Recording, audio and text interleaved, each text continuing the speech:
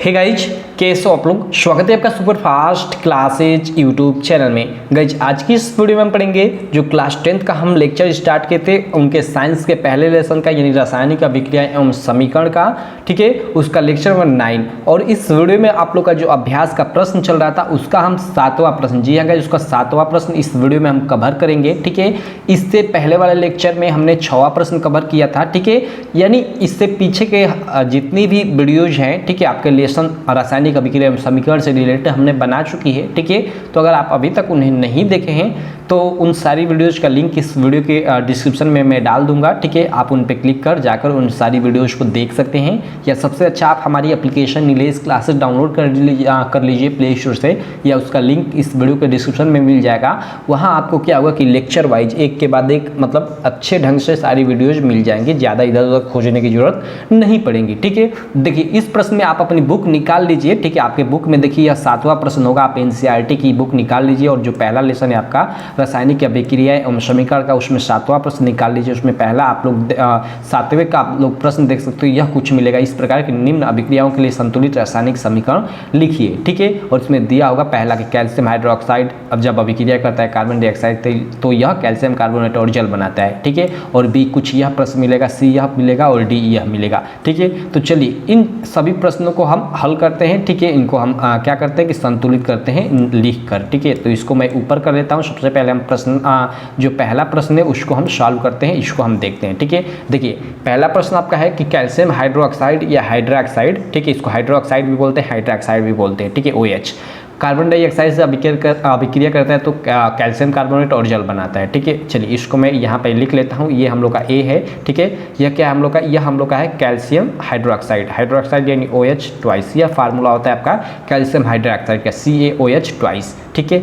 I hope आप लोग समझ गए होंगे क्यों होता है ऐसा, यहाँ ट्वाइस क्यों होता है, क्योंकि देखिए ये जो कैल्शियम है, ठीक है, कैल्शियम पे +2 चार्ज होता है, और जो ये हाइड्रोक्साइड है इस पे हाइड्रोक्साइड पे आपका -1 चार्ज होता है। यहाँ 2 इसलिए लिखा जाता है कि यहाँ पे 2 माइनस चार्ज हो जाए। देखिए, एक धातु एक यौगिक या एक सूत्र तभी मतलब सही होगा तब उस पर प्लस माइनस जो संख्या है उनकी बराबर, मतलब दोनों पे बराबर हो, ठीक है। प्लस माइनस की संख्या बराबर होनी चाहिए, ठीक है। तो यहाँ देखिए इसीलिए यहाँ पे 2 लगाया जाता है। तो आई होप आप लोगों को क्लियर हो गया कि ट्वाइस क्यों लिखा हुआ है, ठीक है। देखिए, जब कैल्शियम हाइड्रोक्साइड अभिक्रिया करता है कार्बन डाइऑक्साइड का आप सब लोग फार्मूला जानते हैं CO2 से, ठीक है। ये आप लोग का कार्बन डाइऑक्साइड हो गया। जब इससे अभिक्रिया करता है यह, तो यह क्या बनाता है, कैल्शियम कार्बोनेट। यहाँ देखिए कैल्शियम कार्बोनेट का भी आप सब लोग फार्मूला जानते हैं, CaCO3 कैल्शियम कार्बोनेट, यानी चूना पत्थर जिसको बोलते हैं। इसको आप याद रखिएगा, अगर याद नहीं तो कैल्शियम कार्बोनेट बोलते हैं, इसका मतलब होता है चूना पत्थर, ठीक है। और आप लोग का जल यानी H2O बनता है, ठीक है। ये तो सारी चीज़ें फार्मूला बेस्ड हैं, ठीक है। अब इनको हम देख लेते हैं कि ये समीकरण संतुलित है या असंतुलित, ठीक है। अगर असंतुलित है तो इसको हमें संतुलित करना है, क्योंकि यहाँ लिखा गया है, ठीक है। अब देखिए यहाँ पे कैल्शियम 1 है पूरे अभिकारक में, यहाँ भी कैल्शियम आप लोग का 1 है, ठीक है। यहाँ देखिए OH ट्वाइस लिखने का मतलब कि ऑक्सीजन आप लोग का 2, हाइड्रोजन भी आप लोग का 2, ठीक है। तो देखिए यहाँ पे अगर पहले ऑक्सीजन की देखें तो देखिए ऑक्सीजन 2 और यहाँ ऑक्सीजन 2, यानी अभिकारक में आप लोग के 4 ऑक्सीजन, ठीक है। अगर इधर बात करें तो देखिए यहाँ O3 यानी 3 यहाँ ऑक्सीजन और यहाँ O यानी 1 ऑक्सीजन, यानी इस प्रकार आप लोग का यहाँ भी 4 ऑक्सीजन, यानी इधर भी 4 इधर भी 4 ऑक्सीजन भी बराबर। अगर हम हाइड्रोजन देखें तो देखिए हाइड्रोजन आप लोग का 2 हो गया, और इधर देखें तो देखिए H2 आप लोग का हाइड्रोजन भी 2 हो गया, ठीक है। यानी सारी चीज़ें बराबर है, कैल्शियम में भी आप लोग की बराबर है, सारी चीज़ें बराबर है, यानी यह पूर्ण रूप से समीकरण जो है संतुलित है, ठीक है। आप लोग केवल कैल्शियम हाइड्रोक्साइड का फार्मूला लिख दीजिए प्लस कार्बन डाइऑक्साइड का फार्मूला लिख दीजिए, ये मिलकर जो बन रहा है कैल्शियम कार्बोनेट, तो कैल्शियम कार्बोनेट का फार्मूला लिख दीजिए और जल का फार्मूला लिख दीजिए। इस प्रकार यह जो समीकरण है आप लोग की संतुलित हो जाएगी, ठीक है। तो यह तो हम लोग का पहला था, ठीक है। इसको चलिए अब इसको मैं थोड़ा ये चीज़ें आप लोग का इरेज कर लेता हूँ, ठीक है। ये हम लोग का 7वें का A है, ठीक है। इसको मैं डिलीट भी कर लेता हूँ, ठीक है। 1 मिनट इसको मैं डिलीट कर लेता हूँ। उसके बाद हम B देखते हैं। देखिए अब हम लोग की B की बारी आती है। B यहाँ पे देख सकते हो, B क्या है कि जिंक और सिल्वर नाइट्रेट मिलकर जिंक नाइट्रेट और सिल्वर बनाते हैं, ओके। सिल्वर यानी जिसको हम Ag बोलते हैं, ठीक है। देखिए ये हम लोग का B है। B क्या है, देखिए जिंक को हम Zn से प्रदर्शित करते हैं, आप लोग जानते होंगे, ठीक है। जब यह अभिक्रिया करता है किससे, सिल्वर नाइट्रेट से। सिल्वर नाइट्रेट का फार्मूला होता है AgNO3, ठीक है। आप लोग का सिल्वर नाइट्रेट का क्या फार्मूला होता है, AgNO3, क्लियर है। जब इससे यह विक्रिया करता है तो जिंक नाइट्रेट, देखिए जिंक नाइट्रेट का आप लोग का फार्मूला होता है Zn, ठीक है, NO3 ट्वाइस, ये आप लोग का जिंक नाइट्रेट का फार्मूला होता है, और प्लस सिल्वर Ag बनाता है, ठीक है। अब देखिए इसको हमें संतुलित करना है, ठीक है। चलिए इसको संतुलित करते हैं। देखिए यहाँ पे हम लोग का जिंक एक है, यहाँ पे भी जिंक एक है, क्लियर है। जिंक की कोई दिक्कत नहीं, जिंक दोनों बराबर है अभिकारक और उत्पाद में। अब यहाँ Ag देखते हैं। देखिए यहाँ Ag जो है एक है, यहाँ भी Ag एक है, कोई दिक्कत नहीं। अब देखिए NO3 यानी नाइट्रेट है, इसमें हम अलग अलग देख लेते हैं। हम लोग का नाइट्रोजन एक है, ठीक है, और ऑक्सीजन 3 है, ठीक है। और यहाँ पे अगर हम देखें तो नाइट्रोजन देखिए NO3 लिखने का मतलब कि हम लोग का 2 नाइट्रोजन और यहाँ O3 है और नीचे ये 2, तो 2 से ये गुणा हो जाएगा, 2 3 6, यानी ऑक्सीजन आप लोग का कितना है 6 है। अब देखिए यहाँ दोनों तरफ दोनों गड़बड़ है, आपका नाइट्रोजन इधर है, यहाँ नाइट्रोजन 2, तो इसलिए हम यहाँ 2 अगर आगे लगा देते हैं, ठीक है, तो हम लोग का नाइट्रोजन यहाँ 2 हो जाएगा। तो नाइट्रोजन ये हम लोग का यहाँ 2 हो गया और यहाँ भी नाइट्रोजन, तो यानी नाइट्रोजन वाला काम हम लोग का क्लियर हो गया। अगर हम ऑक्सीजन की देखें तो देखिए ऑक्सीजन यहाँ 3 गुना के 6 ऑक्सीजन हो गया, यहाँ पे आप लोग का 3 गुना के ये 6 ऑक्सीजन हो गया और यहाँ पे 2 3 6 6 ऑक्सीजन, ऑक्सीजन वाला भी काम क्लियर। लेकिन अब देखिए यहाँ Ag अब गड़बड़ हो जाएगा। देखिए इधर पूरा जो उत्पाद है इसमें Ag केवल 1 है, ठीक है, और यहाँ देखिए अब Ag यहाँ अभिकारक में 2 हो जा रहा है, इसलिए यहाँ हम 2 लगा देंगे, ठीक है। इस प्रकार ये भी हम लोग की जो समीकरण है संतुलित हो जाएगी, ठीक है। आई होप आप लोग मेरी बातों को समझ गए होंगे, ठीक है, मैं किस तरह इसको संतुलित किया। देखिए आप खुद प्रयास कीजिएगा, ये वीडियो देखने के बाद आप खुद एक बार प्रयास कीजिएगा इन सारी चीज़ों को लगाने के लिए, ठीक है। आप आसानी से लगा लेंगे, कोई दिक्कत नहीं होगी। और फिर कोई दिक्कत होती है तो आप वीडियो को देख लीजिएगा, या इसका सॉल्यूशन आपको हमारी एप्लीकेशन इंग्लिश क्लासेस पे भी मिल जाएगा, ठीक है, तो वहाँ से भी आप देख सकते हैं, ठीक है। तो चलिए इन चीज़ों को मैं इरेज कर लेता हूँ, इन सारी चीज़ों को मैं इरेज कर लेता हूँ और उसके बाद जो हम लोग का थर्ड प्रश्न है उस थर्ड प्रश्न को हम सॉल्व करते हैं, ठीक है। चलिए इसको मैं फिर इसको ये जो बी वाला है इसको मैं डिलीट कर लेता हूँ, ओके। अब हम लोग का जो ये सी है, इस सी को देखते हैं। सी क्या है आप लोग साफ साफ स्क्रीन पे देख सकते हो, ठीक है। इसको भी मैं यहाँ पे लिख लेता हूँ, ये हम लोग का सी है। ये देखिए एल्युमिनियम है Al, ठीक है, एल्युमिनियम को Al से परिचित करते हैं। उसके बाद देखिए कॉपर क्लोराइड है। देखिए कॉपर क्लोराइड का फार्मूला आता है, अगर आपको याद नहीं रहेगा तो आप लिखोगे कि ये कॉपर हो गया, ये क्लोराइड हो गया, लेकिन ये फार्मूला गलत है। क्यों गलत है? देखिए कॉपर और क्लोराइड ये फार्मूला गलत है। कॉपर क्लोराइड का असली फार्मूला CuCl2 होता है, ये फार्मूला आप लोग का सही है। अब ऐसा क्यों? तो देखिए ऐसा इसलिए क्योंकि देखिए जो कॉपर है इस पर +2 चार्ज होता है और जो क्लोरीन है इस पर -1 चार्ज होता है, तो इसीलिए यहाँ 2 नीचे लगाया जाता है ताकि इस क्लोरीन पे भी 2 माइनस चार्ज हो जाए, ठीक है। देखिए Cl2 का मतलब क्या है? Cl2 का लिखने का मतलब है कि Cl माइनस और Cl माइनस, यानी यहाँ एक माइनस यहाँ एक माइनस दोनों एक साथ जुड़ेंगे, यानी Cl2 और ये -2 चार्ज यहाँ पे हो गया, ठीक है। तो यही यहाँ पे 2 होता है नीचे, ये आप लोग का राइट फार्मूला होता है CuCl2, ये आप लोग का राइट फार्मूला होता है। क्लियर है आप लोगों को? आपको ऊपर चार्ज का भी ध्यान रखना पड़ता है फार्मूला बनाते समय। जब ये दोनों अभिक्रिया करते हैं तो आपका एल्युमिनियम क्लोराइड देखिए AlCl,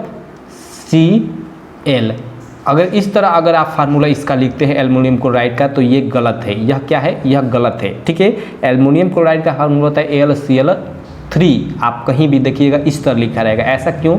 क्योंकि देखिए जो एल्युमिनियम होता है ना इस पे +3 चार्ज होता है और जो क्लोरीन होता है आप जानते हो कि इस पे -1 चार्ज होता है। अब -1 चार्ज होता है तो फिर ये गड़बड़ है, यहाँ पे चार्ज 3 है, यहाँ पे केवल 1 चार्ज है, यहाँ पे भी आपको 3 चार्ज करना पड़ेगा। तो 3 चार्ज करने के लिए यहाँ पे 3 लिखा जाता है। 3 लिखने का मतलब क्लोरीन यहाँ पे क्या है? 3 है, ठीक है। क्लोरीन 3 होने का मतलब कि 3 आपके माइनस चार्ज है। क्लियर है आपको? आई होप आप लोग मेरी बातों को समझ गए होंगे, ठीक है। चलिए आगे देखते हैं। तो आई होप यहाँ भी आपको सारी चीज़ें समझ में आ गई होंगी कि इसका एल्युमिनियम जो क्लोराइड है इसका फार्मूला, ठीक है, AlCl3 क्यों होता है, ठीक है। उसके बाद देखिए प्लस ये कॉपर है, तो कॉपर आप जानते हो Cu होता है, ठीक है। अब इसको हम संतुलित करते हैं, ठीक है। देखिए इसको हम संतुलित कैसे करेंगे आप थोड़ा ध्यान दीजिएगा, ठीक है। देखिए यहाँ पे देखिए हम लोग का एल्युमिनियम एक है, इधर पूरे हम लोग के अभिकारक में एल्युमिनियम एक है, इधर भी हम देख लेते हैं एल्युमिनियम एक है, कोई दिक्कत नहीं, ठीक है। उसके बाद देखिए हम लोग का ये कॉपर की बारी आती है, ठीक है। तो देखिए कॉपर हम लोग का क्या है? यहाँ 1 है कॉपर, अगर यहाँ देखा जाए तो यहाँ भी हम लोग का कॉपर 1 है, कोई दिक्कत नहीं। अब क्लोरीन की बारी आती है। देखिए यहाँ पे हम लोग का Cl2 है, ठीक है, यानी क्लोरीन के 2 अणु है। अगर यहाँ देखा जाए तो देखिए क्लोरीन के 3 अणु है, फिर गड़बड़ हो रही है।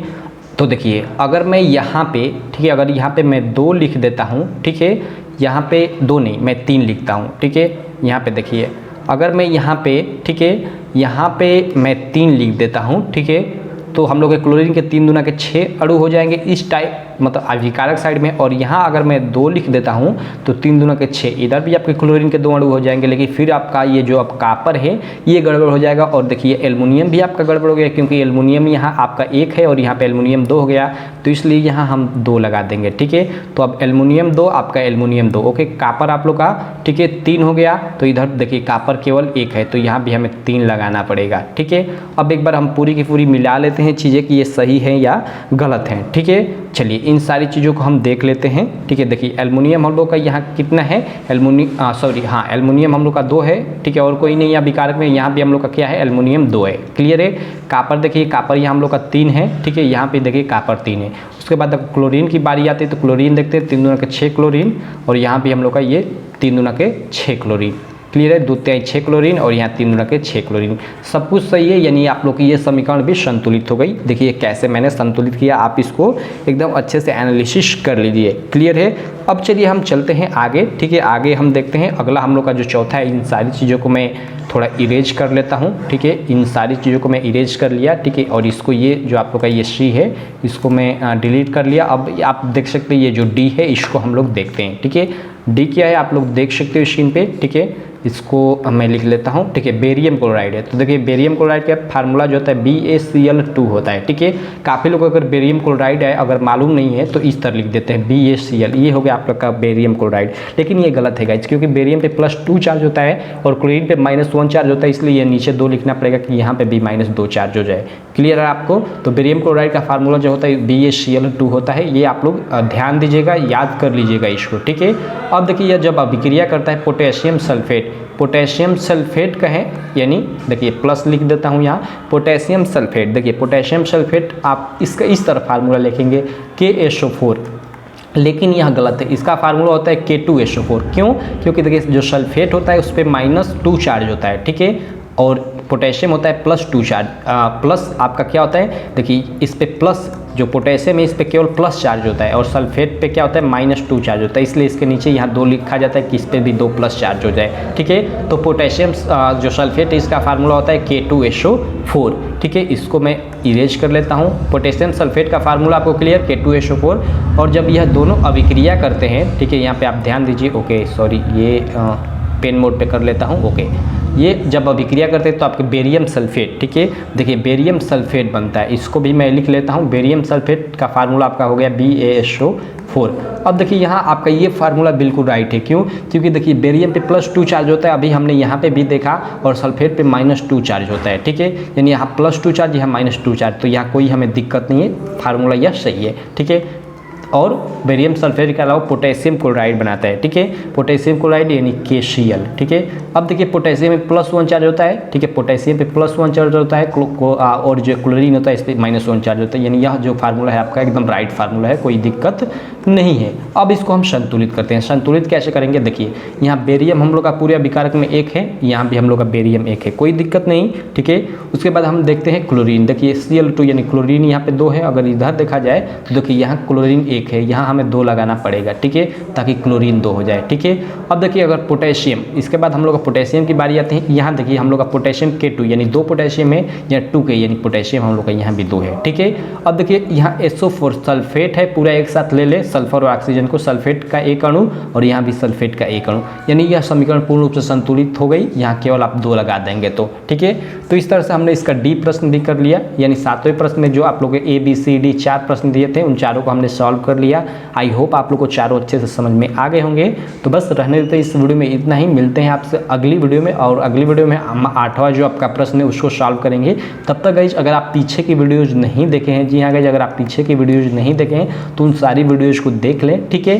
काफ़ी आपके बोर्ड एग्जाम में काम आने वाली हैं। तो बस रहने देते हैं, तब तक के लिए टाटा बाय बाय।